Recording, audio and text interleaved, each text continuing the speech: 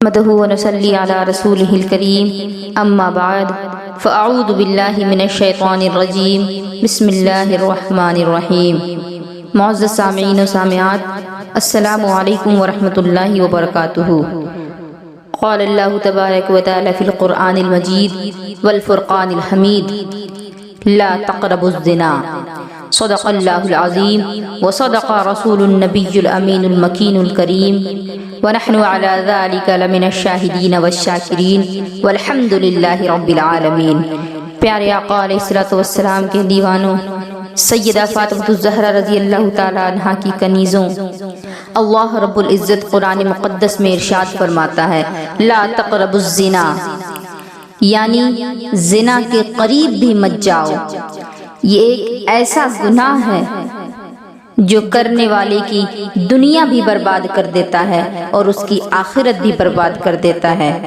یہ اتنا بڑا جرم ہے کہ اللہ رب العزت نے اس کے قریب جانے سے بھی منع فرمایا، اور حدیث پاک میں زنا کی قسمیں بھی بیان فرما دی گئیں۔ زنا صرف شرمگاہ کا نہیں ہوتا، بلکہ حدیث پاک میں آتا ہے زنن عینین النظر، یعنی آنکھوں کا زنا دیکھنا ہے۔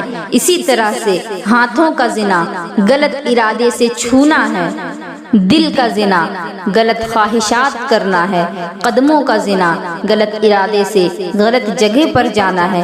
اس طرح سے ہر ایک چیز کے لیے الگ الگ بیان کیا گیا۔ ہمارے قوم کے جن بچوں نے آج غلط راستہ اختیار کر لیا ہے، میں انہیں ایک بات کہنا چاہتی ہوں کہ تمہاری زندگی برباد ہو جائے گی۔ یہ گناہوں کی لذت زیادہ دنوں کی نہیں ہے، لذت ختم ہو جائے گی اور گناہ رہ جائے گا۔ تمہیں اللہ نے جو جوانی عطا کی ہے، یہ اتنی بڑی نعمت ہے۔ تم جانتے ہو کہ جوانی کا ایک لمحہ جب ضائع ہو جائے، تمہارا ایک نطفہ بھی اگر ضائع ہو جائے تو دنیا کے سارے ڈاکٹر مل کر اس کی بھرپائی نہیں کر سکتے، وہ طاقت پیدا نہیں کر سکتے جو قدرتی چیز ہے تمہارے رب کی طرف سے جو تمہیں ملی ہے، تم دوبارہ اسے حاصل نہیں کر سکتے۔ کوئی اگر یہ سوچتا ہے کہ میرے پاس بہت قوت ہے، بہت طاقت ہے، میں رات میں جو چاہوں کروں، اپنے ہاتھوں اپنی زندگی کو تباہ کر لوں، تو یاد رکھیں نوجوانوں کی ایک خرابی جو ہمارے پاس آئی ہے، چاہے وہ مردوں کی ہو یا عورتوں کی ہو، تنہائی میں شہوتوں کو پورا کرنا ہے۔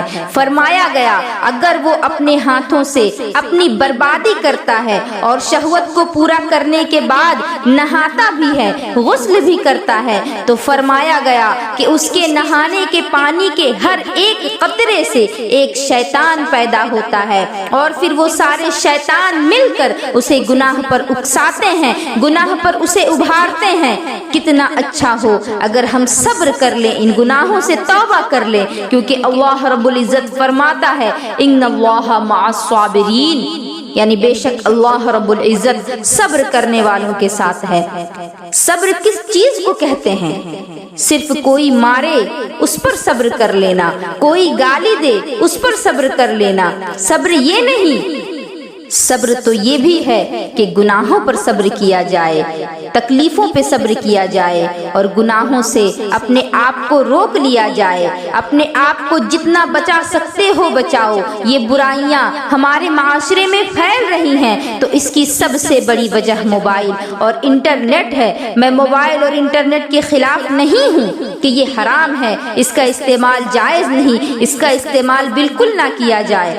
آپ اس کا استعمال کریں، لیکن جس بچے کے ہاتھ میں ہم ماچس دیتے ہیں اس کو یہ پتا ہونا چاہیے کہ اس کے کیا فائدے ہیں اور کیا نقصان ہیں۔ کسی بچے کے ہاتھ میں ہم چاقو دے رہے ہیں تو ساتھ ہی اسے یہ بھی بتانا چاہیے کہ چاقو کا استعمال کس کام کے لیے ہوتا ہے۔ اسی طرح سے علماء کی یہ ذمہ داری بنتی ہے کہ اگر آج بچوں کے ہاتھ میں موبائل ہے اور انٹرنیٹ آ گیا ہے تو یہ جو دھماکے بوم اور بارود سے ہوتے ہیں، جنگوں میں ہوتے ہیں، اس سے خطرناک دھماکہ یہ موبائل تمہارے ایمان کے ساتھ کرتا ہے۔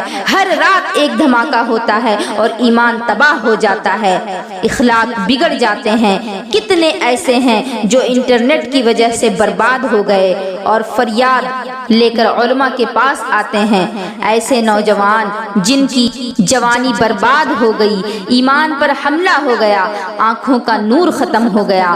ایک بچی ایسی کہ اس کے ہاتھ پر ہر وقت لرزہ طاری ہوتا، اس کے ہاتھ ہر وقت کانپتے ہی رہتے، علاج کے لیے پریشان، مگر کوئی علاج کارگر ثابت نہیں ہوتا۔ میں یہ باتیں عبرت کے لیے بتا رہی ہوں تاکہ آپ کے اندر خدا کا خوف پیدا ہو۔ معاذ اللہ، کسی کے عیب کو ظاہر کرنا میرا مقصد نہیں۔ جب اس سے پوچھا گیا کہ یہ حالت کیسے ہوئی، انہوں نے ایک ہی وجہ بتائی کہ ہم نے اپنے ہاتھوں سے یہ گندے کام کرنا شروع کیا تھا۔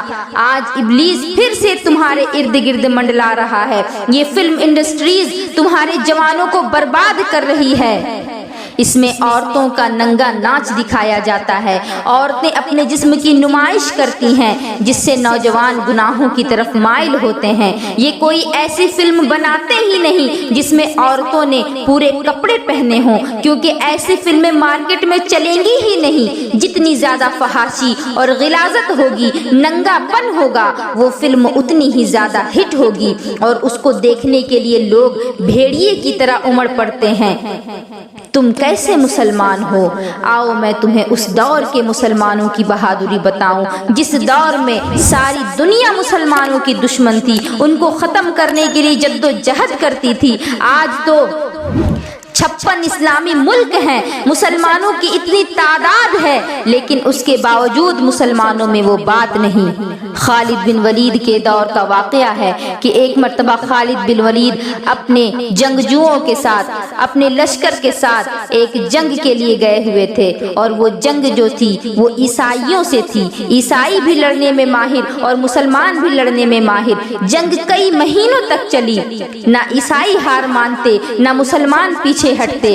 بہت زمانہ جب گزر گیا، کئی مہینے جب گزر گئے، تو پھر عیسائیوں کے پادری نے یہ فیصلہ کیا، عیسائیوں کو یہ مشورہ دیا کہ تم خالد بن ولید کے پاس جا کر کہو کہ تم اس سے 3 دن کا وقت لے لو، اور پھر کہو کہ ہم تمہیں بازار سے قلعے تک آنے کو کہتے ہیں۔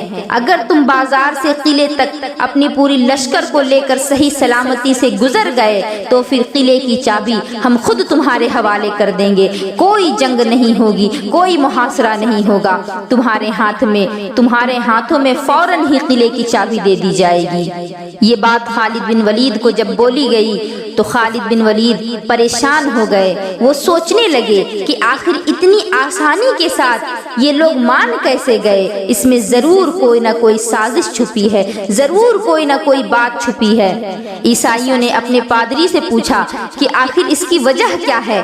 تو اس پادری نے کہا کہ جب وہ بازار سے گزریں گے تو بازار میں تم ہر طرف سونے چاندی زیورات بکھیر دینا، پورے بازار کو زیورات اور سونے چاندی سے بھر دینا، اور ساتھ ہی ننگی ننگی عورتوں کو، خوبصورت ننگی عورتوں کو پورے بازار میں لائن سے کھڑا کر دینا۔ جب وہ وہاں سے گزریں گے تو ان کے فتنے میں ضرور مبتلا ہوں گے، اور جب وہ اس فتنے میں مبتلا ہوں گے تو پھر تم ان پر حملہ آور ہو جانا، اور پھر تم انہیں اس طرح سے شکست دے پاؤ گے۔ عیسائی تو اس منصوبے کو بنا کر بہت خوش ہوئے، لیکن خالد بن ولید کے ذہن میں اس بات کو لے کر فکر تھی کہ ضرور کوئی نہ کوئی چال چلی جا رہی ہے۔ اب جب تیسرا دن ہوا اور پھر یہ بازار کے قریب پہنچے اپنے پورے لشکر کو لے کر، تو انہوں نے دیکھا، دور سے ہی دیکھا، اور وہ سمجھ گئے کہ کیا ماجرا ہے۔ ساری فوج وہیں رک گئی۔ خالد بن ولید نے کہا کہ جوانوں، آج تمہارے امتحان کا دن ہے۔ آپ غور کریں کہ جنگ کے میدان میں نہیں کہا کہ امتحان کا دن ہے، کیونکہ جنگ لڑنے میں تو وہ ماہر تھے، ان کے سامنے بڑے سے بڑا پہلوان بھی نہیں ٹکتا تھا، لیکن آج اس بازار میں کہہ رہے ہیں کہ تمہارا امتحان کا دن ہے۔ وجہ کیا ہے؟ وجہ یہ ہے کہ نوجوانوں کو 2 چیز ہی تو لبھاتی ہے، نوجوان کے تقوی کو 2 چیز ہی تو برباد کر دیتی ہے، ایک مال و دولت اور ایک شباب، ایک حسن۔ اور یہ پوری سوچی سمجھی سازش تھی کہ نوجوانوں کو پھنسانے کے لیے، نوجوانوں کو بہکانے کے لیے، کیونکہ عیسائی جانتے تھے کہ خالد بن ولید کے فوج میں جتنے بھی لوگ ہیں سب کے سب نوجوان ہیں، اور نوجوانوں کو برباد کرنا ہو اگر تو ان کے سامنے دولت کا انبار لگا دو یا پھر حسن کا بازار لگا دو، وہ خود بخود بکھر جائیں گے۔ خالد بن ولید نے اپنی قوم سے کہا کہ آج تمہارے امتحان کا دن ہے، آج تمہیں ثابت قدمی دکھانی ہے، اگر تم آج بہک گئے، ادھر ادھر ہو گئے تو پھر قیامت تک آنے والی امت تم پر لعنت کرتی رہے گی۔ لوگوں نے پوچھا تو پھر آپ بتائیں کہ ہمیں کرنا کیا ہے؟ خالد بن ولید نے کہا کہ تمہیں کچھ نہیں کرنا، بس تمہیں اپنے نبی کی سنت پر عمل کرنا ہے۔ تمہیں معلوم ہے کہ میرے آقا علیہ الصلوۃ والسلام جب بازار سے گزرتے تو نگاہیں نیچی کر کے گزرتے، تمہیں بس اس سنت پہ عمل کرنا ہے اور نگاہیں نیچی کر کے اس بازار سے امن و سکون کے ساتھ گزر جانا ہے۔ سب نے سر تسلیم خم کیا اور پھر بالکل شاہیانہ انداز میں، بالکل فوجیانہ انداز میں اس طرح سے چل رہے تھے کہ تاریخ دانوں نے یہاں تک لکھا کہ اگر ان کے سروں پر انڈا بھی رکھ دیا جاتا تو وہ انڈا بھی سروں سے نہیں گرتا، وہ اس شان سے چل رہے تھے اور بازار سے گزر رہے تھے۔ ادھر عیسائی جشن منانے کی تیاریاں کر رہے تھے کہ ان کو تو بکھرنا ہے ہی، اور جیسے ہی یہ ادھر ادھر ہوں گے ہم ان پر حملہ آور ہو جائیں گے۔ ادھر جشن کی تیاریاں ہو رہی ہیں، کچھ دیر کے بعد دیکھتے ہیں کہ بازار سے گزر کر سارے کے سارے مسلمان اس قلعے کے پاس پہنچ چکے ہیں۔ جیسے ہی اس پادری نے یہ بات دیکھی، یہ چیز دیکھی، فوراً ہی وہ قلعے کی چابی لے کر آیا اور خالد بن ولید کے ہاتھوں میں تھما دی اور کہا کہ آخر تم نے کیسے جوان رکھے ہیں اپنے فوج میں؟ کیا ان کے اندر نفس نہیں؟ کیا ان کے اندر خواہشات نہیں؟ ہم نے ان کے لیے دولت کا انبار لگا دیا، حسن کا بازار لگا دیا، لیکن اس کے باوجود یہ نہیں پھسلے۔ آخر یہ کیسے انسان ہیں؟ ان کے اندر نفس ہے کہ نہیں؟ خالد بن ولید نے جو تاریخی جملہ ارشاد فرمایا اس پر ہماری جانیں قربان کہ تم ان جوانوں کو حسن کا بازار دکھا رہے ہو جن کے آنکھوں میں حسن مصطفیٰ پہلے سے ہی بسا ہوا ہے۔ حسن مصطفیٰ کے آگے دنیا کا کوئی حسن کام نہیں کر سکتا۔ تم ان کو ان حسن اور ان مال و دولت کے لیے اس حسن اور مال و دولت سے خریدنا چاہتے تھے، یہ تو پہلے سے ہی مصطفیٰ کے نام پر بکے ہوئے ہیں، تم انہیں اور کیا خریدو گے؟ اس واقعے کو بیان کرنے کا مقصد میرا بس یہی تھا کہ وہ بھی انسان تھے، وہ بھی نوجوان تھے، انہوں نے کس طرح سے اپنے ایمان کی حفاظت کی۔ اپنی آنکھوں کی حفاظت کرو، شرم و حیا کو اپناؤ، اور یہ جو باتیں میں نے کہی ہیں ہر ایک کے لیے کہی، چاہے وہ مرد ہو یا عورت ہو۔ جو غلاظتیں دیکھنے کے لیے بھاگتا ہے تو پھر وہ کتا ہی ہے نا، اور اس سے زیادہ وہ ہو کیا سکتا ہے؟ جس کو غلاظت اچھی لگتی ہے تو پھر وہ مکھی ہے جو زخم پر بیٹھتی ہے، ناپاکی پر بیٹھتی ہے، اچھی چیزوں پر نہیں بیٹھتی، یا تو پھر وہ کتا ہے جو مری ہوئی چیزوں کو کھانا پسند کرتا ہے۔ اور یہ بات میں اپنی طرف سے نہیں کہتی، حدیث میں آتا ہے الدنیا جیفۃ وطالبہ الکلاب، کہ یہ دنیا مردہ گوشت کی طرح ہے اور اس کا چاہنے والا، اس کا طلب کرنے والا کتے کی طرح ہے۔ یہ جملہ آپ کو سخت لگا ہوگا کیونکہ میں نے کتا کہا، لیکن یہ بات سب سے پہلے میرے آقا نے بیان فرمائی۔ اللہ کے حبیب نے دنیا کے طالب کو کتے کی طرح کہا۔ آپ نے دیکھا ہی ہوگا مردار کھانے کے لیے کتا کیسے ٹوٹ پڑتا ہے، اور اس میں وہ کسی کی شرکت گوارا نہیں کرتا، کسی کی شرکت برداشت نہیں کرتا، اور نہ ہی وہ اس کو پورا کھا پاتا ہے۔ اسی طرح سے آج یہ بے حیائی کے پیچھے بھاگنے والے، ان کی زندگیاں تباہ و برباد ہو رہی ہیں۔ ہر نوجوان جب اپنے دوستوں کے ساتھ بیٹھتا ہے تو ان کی گفتگو کا امپورٹنٹ موضوع، امپورٹنٹ ٹاپک جو ہوتا ہے وہ عورت ہوتی ہے۔ وہ سمجھتے ہیں کہ زندگی اسی کو کہتے ہیں، جوانی اسی کو کہتے ہیں۔ قرآن کا فرمان ہے الہذا خلقت ام بہذا امرت، کیا تم کو اسی لیے پیدا کیا گیا یا تم کو اسی کا حکم دیا گیا؟ کے راستوں پر کھڑے رہو اور ہر آنے جانے والوں پر تم اپنی نظریں جماؤ۔ کیا تمہیں اللہ نے اسی لیے پیدا کیا کہ عورتوں کو تم بے آبرو ہوتے ہوئے دیکھ کر مسکراؤ؟ کیا تمہیں اللہ نے آنکھیں اسی لیے دی کہ تم عورتوں کا ننگا ناچ دیکھو اور مزے لو؟ کیا اللہ نے تمہیں یہ جوانی اس لیے دی کہ تم اس کی زمین میں رہتے ہوئے سینہ تان کر اپنے رب کے خلاف بغاوت کرو، گناہ کرو؟ میرے رب کو تم چیلنج کرتے ہو کہ دیکھ مولا، تیری دی ہوئی آنکھیں ہیں اور میں کہاں استعمال کر رہا ہوں۔ یاد رکھنا جس دن میرا اللہ جلال میں آئے گا پھر تمہاری آنکھیں کیا۔ قرآن پاک میں فرماتا ہے قل ارأیتہم ان اصبح ماؤکم غورا فمن یأتکم بماء معین، سورہ ملک کی آخری آیت ہے۔ ایک بزرگ اس چیز کو اس طرح بیان کرتے ہیں کہ اگر زمین کا سارا پانی سوکھ جائے تو کون ہے جو اس پانی کو دوبارہ لائے گا؟ تو ایک ماڈرن آدمی آیا اس بزرگ کے پاس اور کہا یہ کون سی بڑی بات ہے، ہمارے پاس مشینز ہیں، ہم پتھر پھوڑ کر بھی پانی نکال لیتے ہیں، ہم 5-10 فیٹ، ہم 500 فیٹ زمین میں گڈھا کر کے پانی نکال لیں گے، یہ کون سی تعجب کی بات ہے؟ جو قرآن کہہ رہا ہے کہ پانی سوکھ گیا تو نہیں آئے گا، بتاؤ کون سی زمین سے نکالنا ہے؟ تو انہوں نے اپنی دونوں انگلیاں اس کے آنکھوں میں ڈال دی تو اس کی آنکھوں میں درد ہونے لگا، وہ بے قرار ہو گیا، ایسا کہ اب اسے کچھ نظر نہیں آتا تھا، وہ پریشانی میں ادھر ادھر بھاگنے لگا۔ اس بزرگ سے کہا کہ کیا ہوا ہے؟ آپ نے میری آنکھوں میں صرف 2 انگلیاں رکھی اور مجھے دکھائی دینا بند ہو گیا۔ انہوں نے کہا کہ تیری آنکھوں کا پانی سوکھ گیا ہے، زمین کا پانی بعد میں لانا، پہلے اپنی آنکھوں کا پانی واپس لے آ۔ میری قوم کے جوانوں، اپنی آنکھوں کو غلاظت دیکھنے میں نہ لگاؤ، کیا معلوم کل کو رب تبارک و تعالی تمہارے آنکھوں کا پانی سکھا دے تو زندگی بھر کے لیے معذور و مجبور ہو کر رہ جاؤ گے۔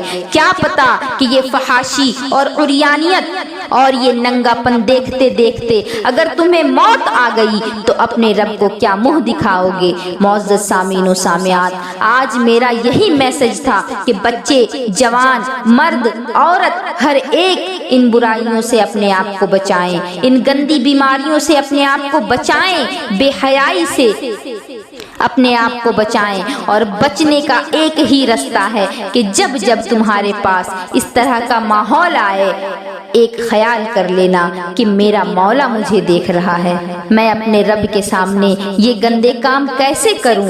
ایک بار اگر تم بچ گئے تو پھر تمہارے اندر وہ ایمانی قوت پیدا ہو جائے گی کہ جس پر بھی تم ایک بار نظر کر لو گے اللہ تبارک و تعالی اسے بھی تمہاری نظروں کے طفیل توبہ کی توفیق عطا فرما دے گا۔ کوئی اندازہ کر سکتا ہے اس کے زور بازو کا، کوئی اندازہ کر سکتا ہے اس کے زور بازو کا، نگاہ مرد مومن سے بدل جاتی ہیں تقدیریں۔ جب نگاہوں میں اتنی تاثیر ہے تو پھر ان کے زور بازو میں کتنی قوت ہوگی۔ اگر ہمارے آنکھوں کی حیا باقی رہتی ہے تو اللہ تعالیٰ اچھوں پر بھی ہمارا رعب قائم کر دیتا ہے، اور حاکم وقت بھی کیوں نہ ہو وہ بھی ہم سے آنکھیں ملانے سے کترائے گا، مگر شرط ہے کہ ہماری آنکھوں میں حیا ہو۔ اور آخر میں ایک بات میں بیان کر دوں، حضرت نظام الدین اولیاء فرماتے ہیں میری عمر 10 یا 12 سال کی تھی، میں صرف 10-12 سال کا تھا، مجھے بابا فرید نے دیکھا اور ان کی نظروں نے وہ کمال کیا کہ میں اس اللہ کے ولی کا دیوانہ ہو گیا، ان کے پیچھے لگا اور ایسا پیچھے لگا، ان کی نظروں نے مجھے نظام الدین سے محبوب الہی بنا دیا۔ یہ ان کی نظروں کا ہی کمال تھا کہ ان کی نظروں نے مجھے نظام الدین سے محبوب الہی نظام الدین اولیاء بنا دیا۔ نگاہ ولی میں وہ تاثیر دیکھی، نگاہ ولی میں وہ تاثیر دیکھی اور بدلتی ہزاروں کی تقدیر دیکھی۔ معزز سامعین و سامعات، میں چاہتی ہوں کہ آپ سبھی میری باتوں پر غور کریں، اس پر عمل کرنے کی کوشش کریں اور زیادہ سے زیادہ اس ویڈیو کو ثواب کی نیت سے اپنے دوستوں، احباب اور لوگوں تک پہنچائیں تاکہ وہ بھی ان باتوں پر عمل کر سکیں۔ وآخر دعوانا ان الحمد للہ رب العالمین وما علینا الا البلاغ۔ السلام علیکم ورحمۃ اللہ وبرکاتہ۔